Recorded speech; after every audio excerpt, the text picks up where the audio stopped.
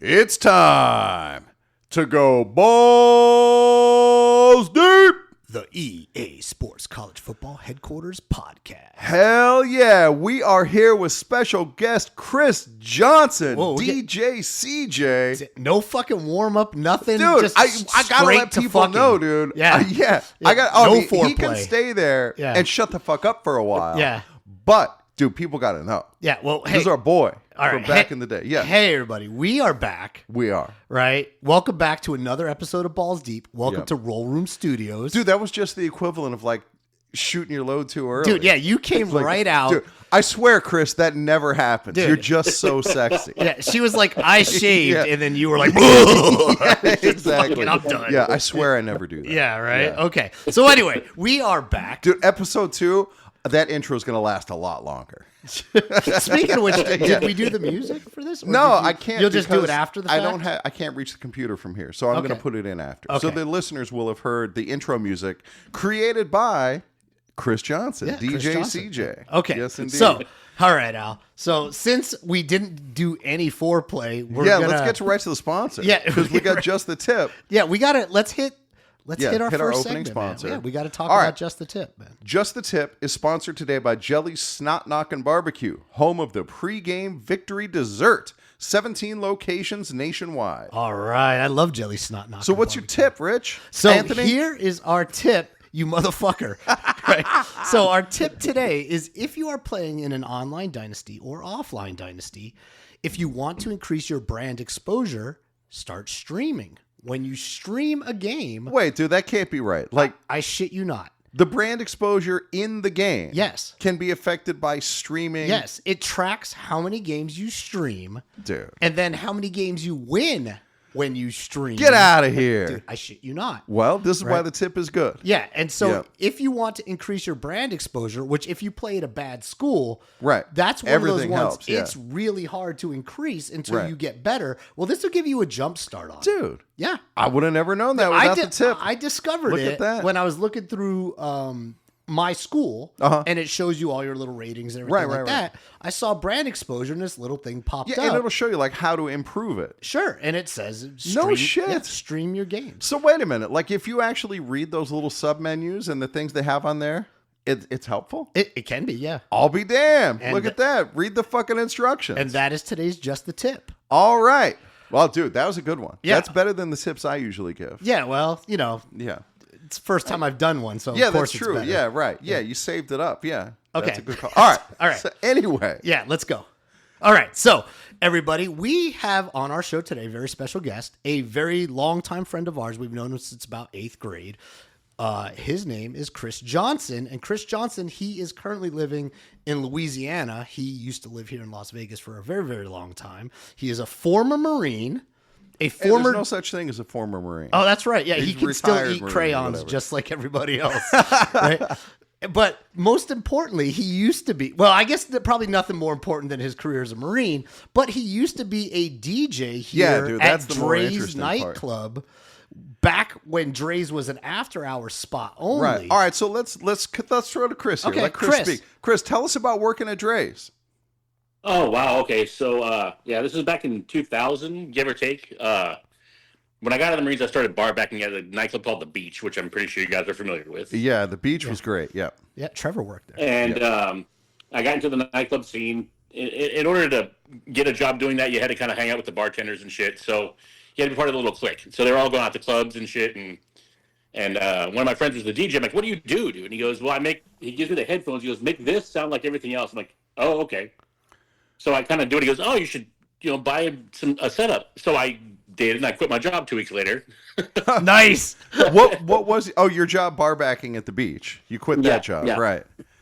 And I started DJing, and I was horrible, but I was horrible. But I was playing in front of people, and I didn't know how bad I was, and they seemed to like the music, and it kind of just grew from there. Right. And a friend of mine had started. He's like, "You want to try to do this thing called Dre's After Hours?" I was like, "Yeah, okay, yeah. Are you gonna pay me to play records? Hell yes." So for people who are outside of Las Vegas, explain the concept of after hours nightclub. Okay, so the clubs in Vegas would usually go to about about 2 or so in the morning, depending on the club itself, and then they would leave that club and come to our club till like 10 in the morning. It'd be like from midnight to 10. Because for a lot of people in Vegas, 2 a.m. the party's still going. They ain't ready to go home yet. Well, and this is back in the day when Dre's was the first true after hours place in Vegas. And it was like kind of a hidden secret. Like a lot of people, nobody really knew about it. It was just this thing you heard of. And it was fucking jumping there at like 4:35 in the morning. So, Chris, would this also be where like service workers who worked at other nightclubs would go like after they get off work? Absolutely, yes. Club courtesy, or service group courtesy. So if they came over, they get in, no cover. Right. Wouldn't have to wait in line, And so they would come over and hang out, but then it just kind of started growing in popularity, and it went from being kind of okay, and then one weekend it was just slam packed. And mind you, it was underground, it was below the Barbary Coast. Yes, right, like in and a it was basement. Small. It was a small little fucking closet compared to like what a nightclub is today. Right.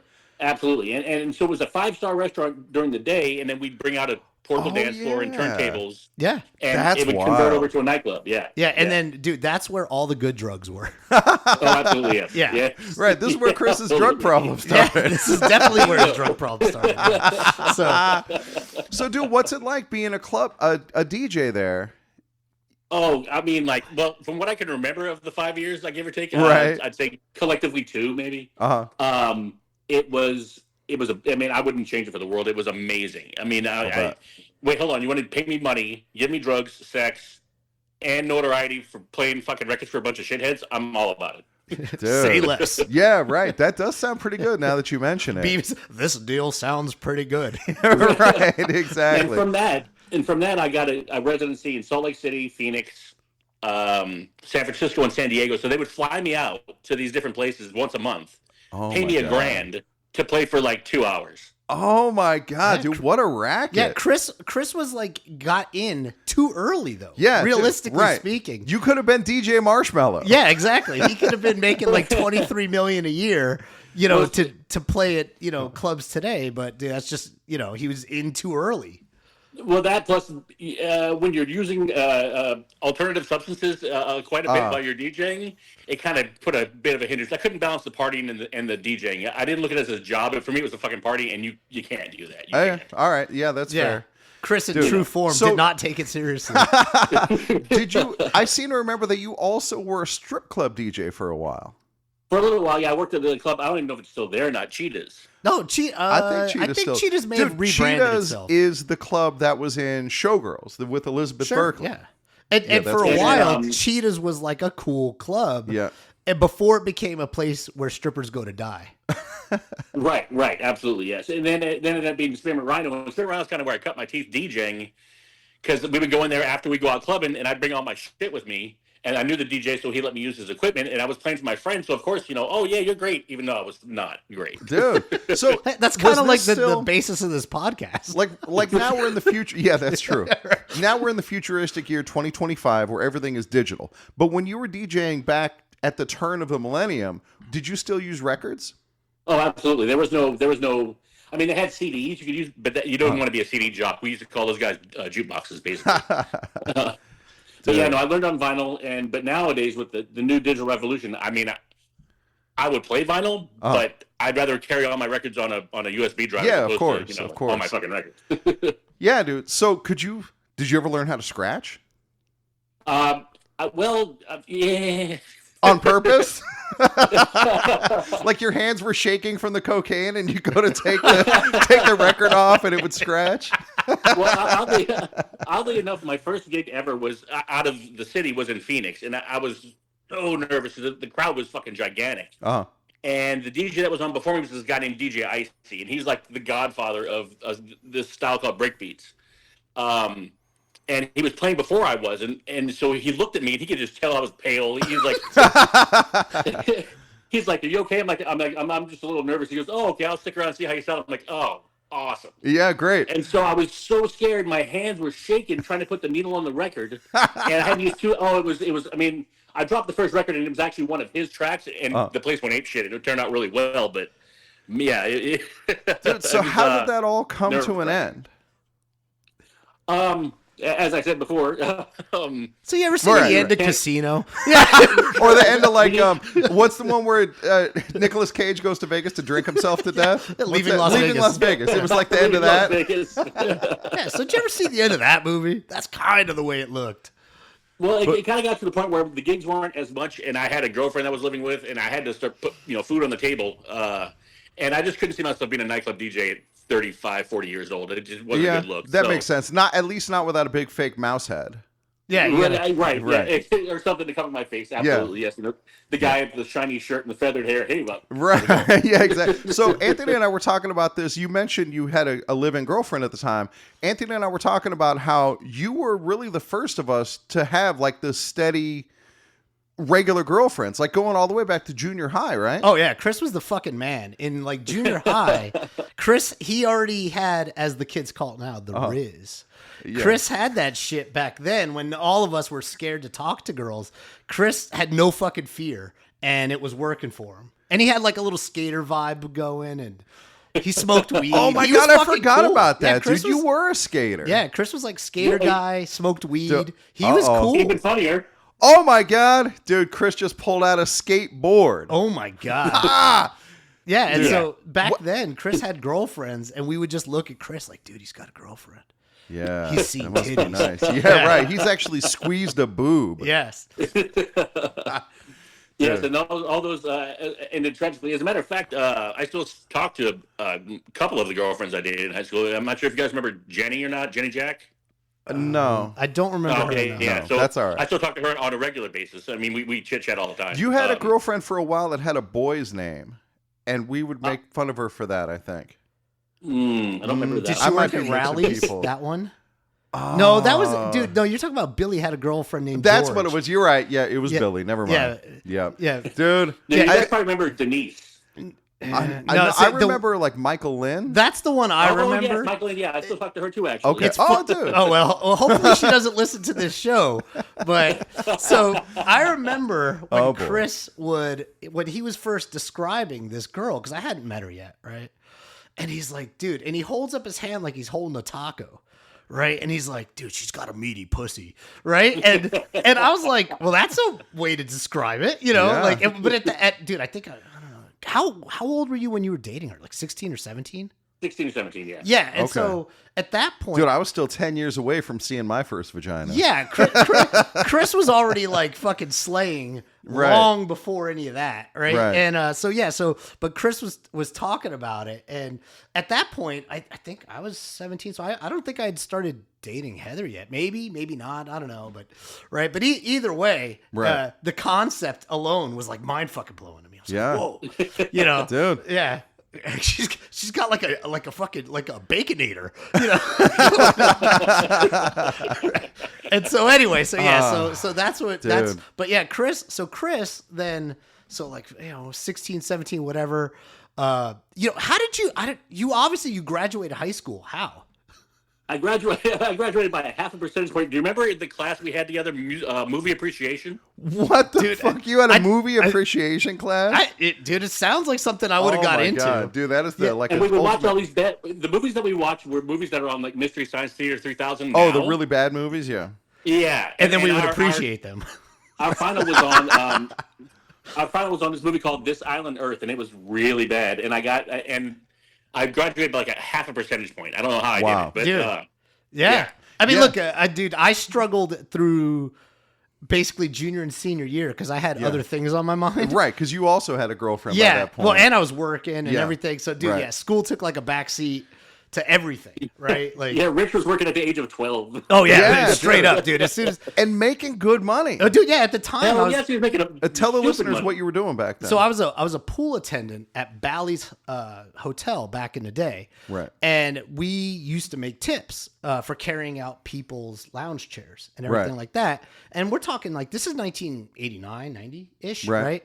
And so I was making $60, $70, $80 a day cash in high school at that Dude, age. and in the early 90s, that's a ton of money. At the time, Gas was like a buck. Yeah, it was like $1 a gallon. Yeah. Right. And so to make like $50 or $60 after school, Right. 3-4 days a week, Dude, I was fucking rolling in money. I was Right. a baller then. That's why you drove that 1982 Honda XL Oh, dude, Hyundai XL. Dude, that thing was such a piece of shit. But wait, dude, Chris, you had didn't you have a piece of shit? Oh, you had that Tercel back then. Well, before the Tercel, I had the Nissan Pulsar NX. Oh, there you go. Dude, that's a classic. Fairly now. cool car Right? compared to Chris had a car, and dude, me and Chris used to hang out a lot these days at that point. 'Cause Right. we both had cars, so Yeah, absolutely. dude, that's key. yeah. It's Having, so go ahead.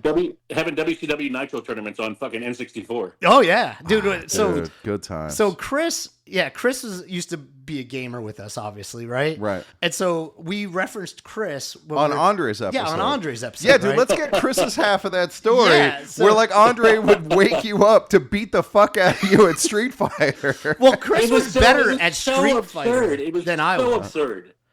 Andre, I mean, no matter what I did, I mean, and talk about, I would rage quit playing him because it was fucking pointless to fucking, because he no matter what it was, he would just whip my ass every time.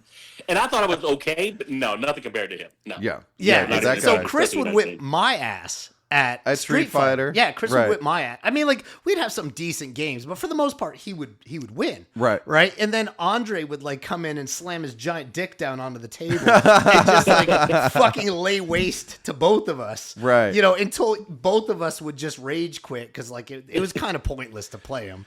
I mean, he would. Yeah. Andre was sleeping like 21 hours a day. He'd wake up, destroy for 3 hours, then go back to bed. You Right, know? right. Yeah, that's when he was. Yeah, that's when he was staying with me on my couch in my room. Yeah. I remember, dude. And I would come over and the room would never be lit ever. It would just be like the only light would be from the TV. I don't even know if you owned a lamp at that point. You can't disturb Andre; he'd be sleeping. Yeah, he'd- exactly. Well, but Andre would sleep through whatever gaming was Yeah. going on. Like me and Chris would play Madden or whatever. Andre would be sleeping, and then eventually Andre would wake up, and that's when he'd be like, "Ugh," like a giant from a slumber, and that would become Fee, fi, Yeah. fo, fum. Yeah. Oh yeah, and then that was it. It was on. He was just gonna like destroy us, and then go back to bed. You know. Oh my god! And when we weren't playing the games, we would watch again and again and again this hype video that NFL Films put out called NFL Rocks. Sure. Oh my god, Dude. Oh, absolutely yes. That was the greatest VHS tape. Yeah. Aside from like the porn tape that you would, find stashed somewhere and cherish forever. Dude, I mean, we wore that thing out, man. Dude, the funny thing is we probably, the runtime on that thing was probably only like around an hour or whatever. Yeah, probably Right? like 6 songs or something. No, it was long. Dude, that thing filled it up. I mean, Dude, I know that's where I learned that Jeremiah was a bullfrog. sure. I mean, I learned. And then Richie Sambora, like that's probably his biggest claim to Richie fame. Sambora. yeah, he had 2 songs Dude, on he there. had Candle in the Wind, or not, One Light Burning. Yeah. And the other Yep. one was Ballad of Youth. Ballad of Youth. Yeah, man. And so, Hey, if you're listening out there and you haven't heard those songs, they are fucking bangers. yeah, they're bangers, especially when you lay them down to a Yeah. track of NFL hits from 1984. Yeah, right, You know? exactly. Yeah, when you're seeing Walter Payton like juke somebody out, Yeah, and there's he was the man. Right? Yeah. Or So, Warren Moon throw just a cannon. yeah, exactly. Just- 60 yeah. yards on the dime. So yeah, I don't know who owned that tape, but it was at Chris's house. There you and go. so we just go over there and like, I don't know, we just watch it. And then like, oh, hey, let's watch it again. Right. So we'd like back to back that fucking thing. Yeah. And then we'd go play football. Right. Right. Yeah. You know, or we'd go do whatever we were going to do, hyped up on NFL Rocks. Dude, Yeah. those are good Well, times. I had to get some hyped up during that time because I know the Saints had lost that day because they lose. That's what they do. Yeah, yeah, that's true. Well, dude, but so around that time was probably when they used to have those really good quartet of linebackers, though. Like, Oh yeah, Sam absolutely. Mills Pat Swilling and- and Yeah, Sam yeah. Mills. Yeah. yeah, I dude. can't name them all, but Sam Mills was like their star. Vaughn something. or... Who knows? Vaughn Johnson, Pat Swilling. Swilling, Pat Sam Swilling. Mills, Yep. and I can't remember the other guy. Yeah, But they dude. had that good, and then They did. Ironhead Ronaldo Hayward. Trumbull. Right? Ronaldo Trumbull. There you go. It was Ironhead Hayward on that same team. He was. He Yeah. was. Dude, that's what I remember. Yeah, that's that who I dude- modeled my football career He was the after. first like Except for the talent. massive, huge running back that was actually a running back. Right. Because he was yeah, probably dude, like he was like 260 probably. Yeah, that guy was a fucking bowling ball with legs. Right. Well, he was just actually at a grocery store here signing champagne bottles. No, Oh, how shit. about that? Now are you in New Orleans? Right now, yeah, I'm in the city proper. Yeah. Okay. Oh, right on, man. Right Okay. on. And so, Chris, what do you do there? Okay, so after I got back, after I moved here from Vegas, I was working for a hospital in Tennessee remotely, and it was just killing me. I just inside all the time. It was nuts. So I put my resume on Indeed, and I get a call. They're like, "Do you want to go apply for a job at a company called Aerojet Rocketdyne?" Wait, I was like, rockets? "Well, yeah." Okay. So, All right. I work for a company called Aerojet Rocketdyne out at Stennis Space Center for we're building the rockets for the Artemis project, which is the new lunar project for dude, NASA. that's cool as hell. Our boy Yeah. Chris, a fucking rocket scientist. That's what I said. He told me that. And it's funny because I've known Chris basically through just about every phase of his life. Yeah. And the idea that Chris is a rocket Well, scientist now is... he didn't say that, and What? you know that rocket scientists, just like everybody else, they make poops, and somebody's got to clean those toilets. And that's where Chris comes in. No, but really, what do you do what for I them? say is, what I say is that we put our pants on one leg at a time, but when we're on, we build rockets. Ah, that's cool. Yeah, that's good, dude. Are you in when they're in there like really getting their groove on and working hard on those rockets? Are you in the back like spinning tunes and that's what he does. That's your job. He's the hype man. No, I'm fixing their computers. Oh, computer guy. Okay, dude, you were one of the first friends that I had that had like a proper computer that you could play games on. Right. That was well, like an that's actual. kind of what, Yeah. That's what propelled me into my career was back then. If you had something wrong with the computer, you could call a number and somebody would answer the phone. Yeah. And they would help you fix this shit. Right. And so I would delete something and I'd call them up and they'd be like, I'd be like, yeah, I deleted this. Why'd you delete that? I don't know why I deleted it. I just did. Right. And so we'd sit there and fix it, and that's how I learned everything. Oh, dude, yeah, you had back in the day, you had like the Compaq 486 or something that at the time that was like the bomb computer. All 1 meg of memory it Yeah, had. exactly. It had a whopping 4 megs of RAM. Yeah. Right. Yeah, exactly. Oh, dude, those were the days, man. Yeah. So it's funny. So then Chris, so after high school, Chris goes and joins the Marines. Now, did you join the Marines before or after Rex? I think before, right? Before. He saw me come back and what a lean, mean fight machine I was, and he's like, oh, I'm all about it. Yeah. So Right. So Chris Dude. goes off to the Marines. Now, during his time in the Marines, Well, we basically I don't want to set talk this to up a him. little Go ahead. bit because, all right, so you barely graduate high school. You're not a world famous club DJ yet. And Right. so the presumption is you don't have a lot of prospects. The recruiter starts talking to you and you sign up to become a Marine. How did it happen? Is that pretty much it? So I was working at Econo Lubentune as a mechanic's apprentice. And, Oh, yeah, I remember that. Yeah, and the guy was just a dick, and I got splashed in the face with hot oil in the middle of summer, and I was like, you know what, fuck this. That's not okay. I'm driving home, and I see the recruiter's office, and I stop, and the first door that was there was the Marines. I didn't even shop around, I just walked right in and was like, I want to join. All right. And, hindsight, yeah, I would do it again, but at the time, I probably should have maybe shopped around a little bit. But I was only 17 at the time, because I graduated early, because I started school early, not because I'm smart. Oh, that's what I was going to guess. It's funny though you were because Chris smart. actually wasn't dumb. He's always been a smart guy. Oh, dude, It's that just was the Chris case. was getting pussy at 7, you know. Yeah. And so, in like 3rd grade, Right. he was already getting laid. So things went wild. I also barely graduated and came down to my final credit.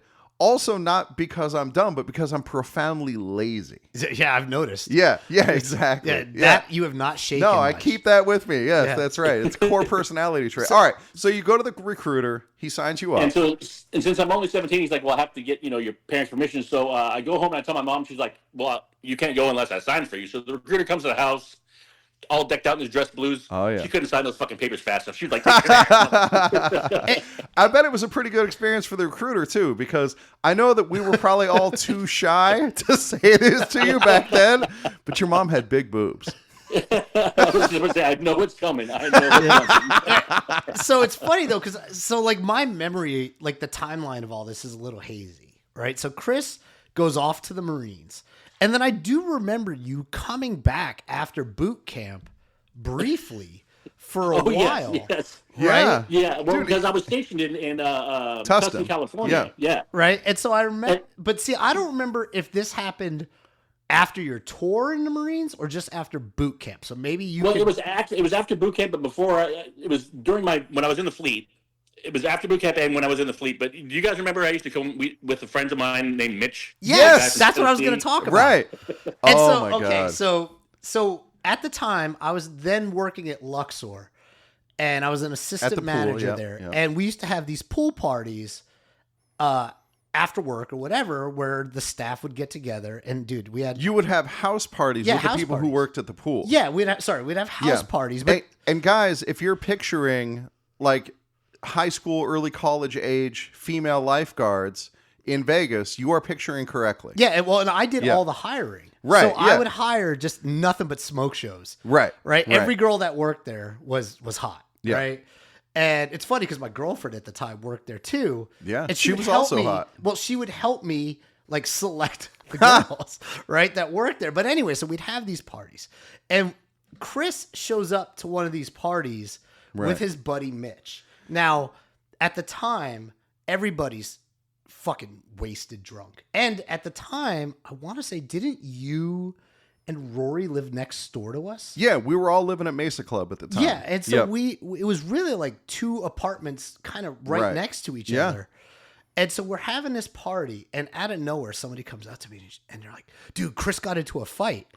And I was like, Oh yeah, I remember this. and I'm like, with who? They're like, his best friend that he brought with him from the Marines. And I'm like, what? Yeah. And so then, so him and Mitch, just tell us the story, because I have no idea. As best you remember it. how any of this happened, but it's a good story. So whenever me and Mitch would get drunk on Southern Comfort, him and I would fight. It wasn't like we weren't mad at each other.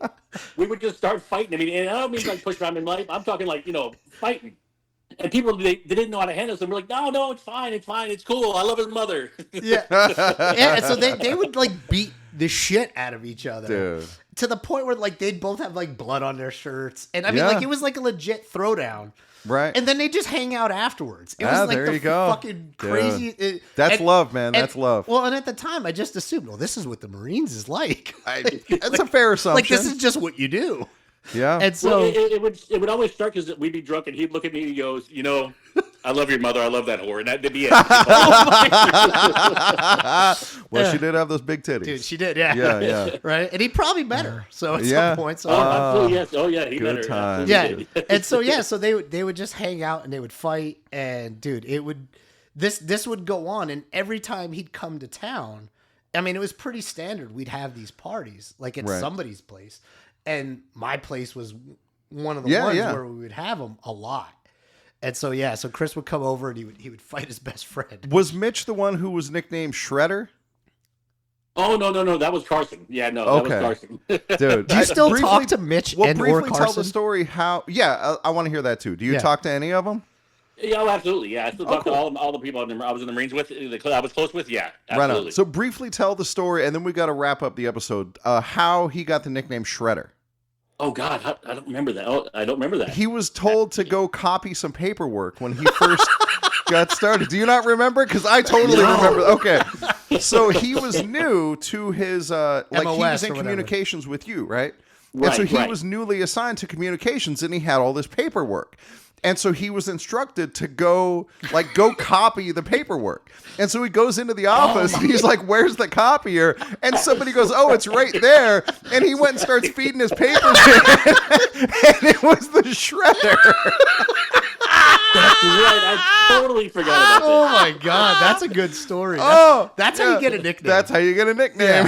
Oh, all I forgot about right. that. Well, oh my God. with that, I think it's about time we Dude. wrap up this episode and get Yep. to this episode's sponsor. Alan, who is it? All right, this episode is brought to you by Deep Dick's Fishing Bar, the that only place. waterfront bar on Storm Lake that offers fishing right from the bar. Mention the Balls Deep podcast to your server, and if you catch a fish before your first drink arrives, the drink is on the house. Hey, Al, you know they have to-go stuff there too, right? They do? Oh, yeah. You can totally get Yeah, dicks you get to it in go. a bag, right. Yeah, they give you just a big bag of dicks. It's great. Yeah, dude, I love Yeah. eating a bag of dicks. Yeah, all right. I- So, oh, go ahead. Finish. Oh, yeah, I got to finish the ad read. it's- Dude, get there's nothing paid. quite as nice as enjoying a good meal with your rod in your hand. Even mom loves deep dicks, even Chris's mom. Definitely Chris. All right. So for Chris Johnson, for Anthony Scafacci, and for Alan Gigax, this is the Balls Deep podcast. We are out.